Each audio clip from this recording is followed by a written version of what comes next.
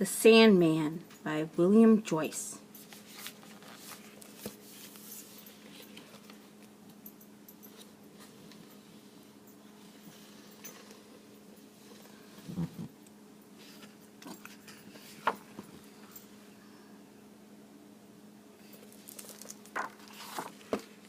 The Sandman.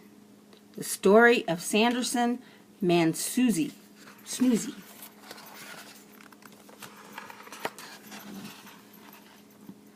Of course you know the guardians of childhood. You've known them since before you can remember, and you'll know them till your memories are like twilight. The very first guardian was the man in the moon, and it was he who founded the others. The man in the moon watches over the children of Earth. Like a giant nightlight in the sky, he keeps nightmares away. But when the moon is less than full and bright, who will keep the children safe at night? The man on the moon needed help. Needed another to help him. So he searched with his telescopes until he saw a face he recognized. He looked once. He looked twice. Could it be? Why, yes, it was the same fellow he'd once sent a wish to, many once upon a times ago, back when the man on the moon was just a very small boy, back in the time called the Golden Age. The little fellow's name was Sanderson Snoozy. You may know him better as the Sandman, but he began his journey as just plain Sandy, and this is how he came to be. The Golden Age had been a glorious time of hope and happiness and dreams that could come true. In those days, Sanderson Snoozy was the pilot of a shooting star. He lived inside his star, jetting through the endless seas of time and space, flying past countless worlds.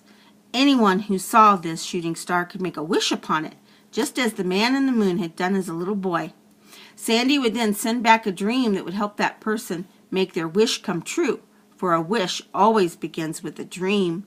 That is why he was so sleepy. He was constantly dreaming.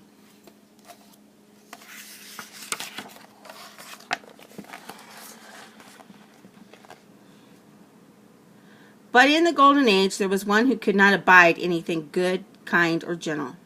Pitch, the king of nightmares. He had sworn to destroy sweet dreams and shooting stars, and one by one he hunted them down.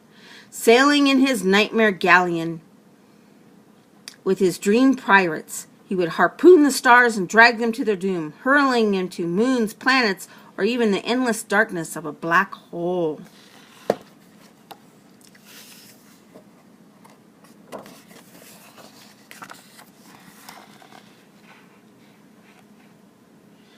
And so it was that Sanderson Snoozy and his star, they were near the shoulder of a constellation of Orion when Pitch attacked. The Nightmare King lanced the star with his harpoons. For the first time, Sandy knew fear, and his fear only made Pitch stronger. Sandy could not let his star be harmed. He swerved and breached with astonished daring, and finally broke free.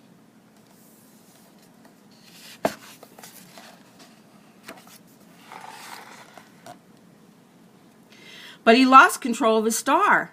It streaked through space like a missile, a bullet, a wayward arrow of flame and hope. They tumbled toward a small green and blue planet called Earth. He was certain he would crash. He could hear the laughter of the dream pirates and felt helpless and afraid.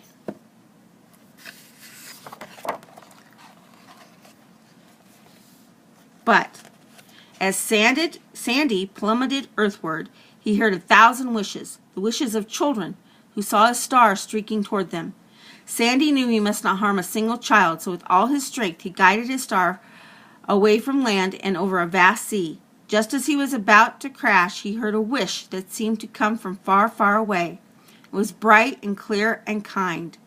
"I wish you well," was all it said. So Sandy closed his eyes and dreamed that all would be well.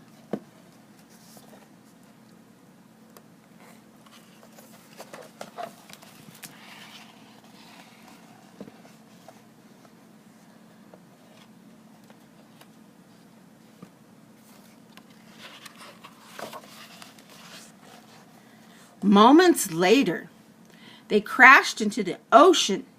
The sky was filled with the blinding light of their impact. Then the light faded. The star had neither sunk nor exploded. It had become a sandy sort of island with long, spiraling tendrils of land. At its center were a number of sleep dunes, and at the center of the dunes lay Sanderson Mansnoozy.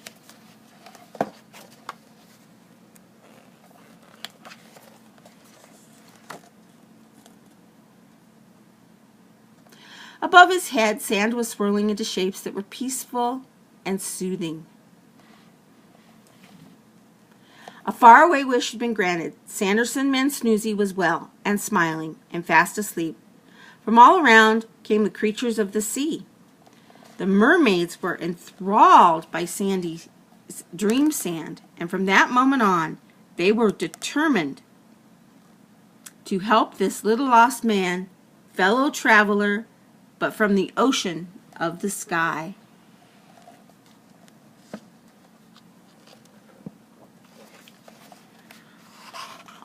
On Sandy slept, and on he dreamed, till every grain of sand in his island contained a dream. 10,000 nights and dreams passed. Pitch had vanished, and so had the Golden Age. The world had changed. The island had changed, and Sandy changed.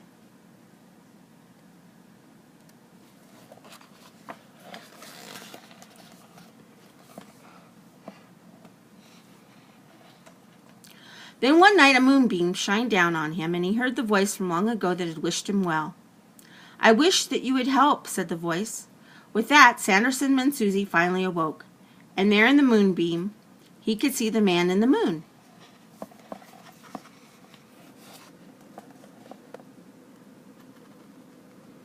Who asked, "When the moon's not full and bright, would you keep the children safe at night?" Sandy nodded, for if a wish was made to him, he still felt bound to answer it.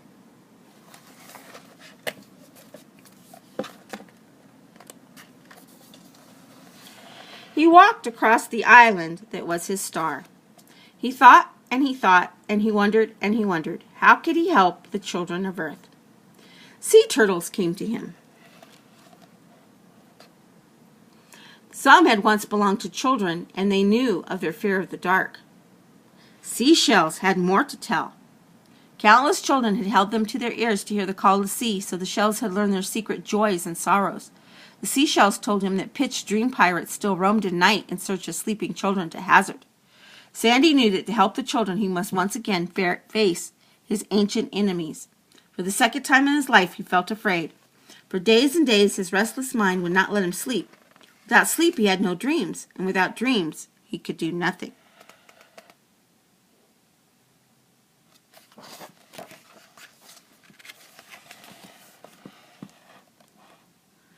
But the mermaids knew a way to help their friends.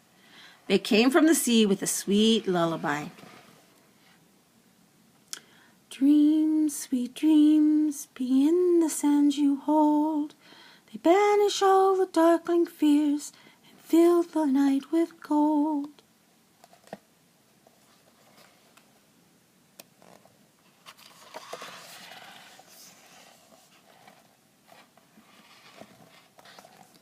And so he dreamed. He dreamed of how he would help the children of Earth. And as he did, the island began to transform. A wondrous castle grew around him. And from the castle, a great cloud of sand carried him to the sky.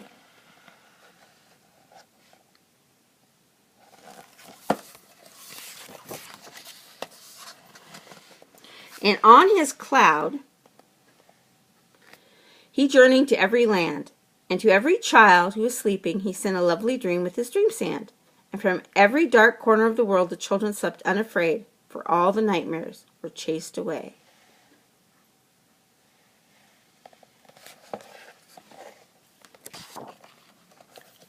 Chased away by the dream sand, chased up to Sandy's cloud. As they came, he grabbed each nightmare, and he said, "You are not real. You are not true. You are nothing. And as Sandy's fear vanished, so did the nightmares.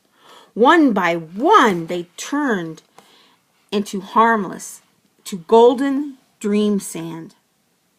And for the first time in all the history of sleep on earth, there was not a single nightmare to be had.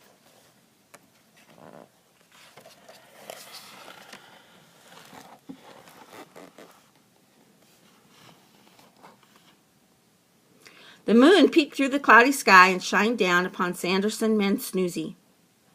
You have granted my wish, said the man in the moon said to him. Now I shall grant you a name worthy of your talents. Sandy bowed as the moon declared, from this moment on, you shall be known as His Nocturnal Magnificent, Sandman Snoozy, Sandman the First, Lord High Protector of Sleep and Dreams.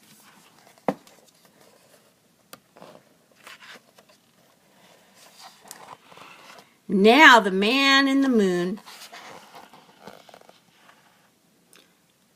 had his first helper. And from that night on, the Sandman made his rounds, be in the sky cloudy or bright, to send forth his dream sand.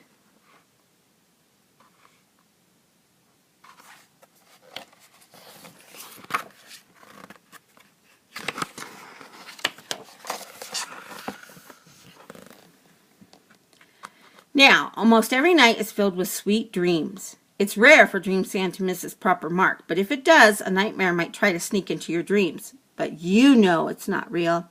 So when you have a good night's sleep and a wonderful dream, you might thank your gentle friend, His Nocturnal Magnificent, Sandman Snoozy, Sandman the First, Lord High Protector of Sleep and Dreams. A longish name, to be sure, but worthy of a diligent dreamer who started his journey as just plain Sandy.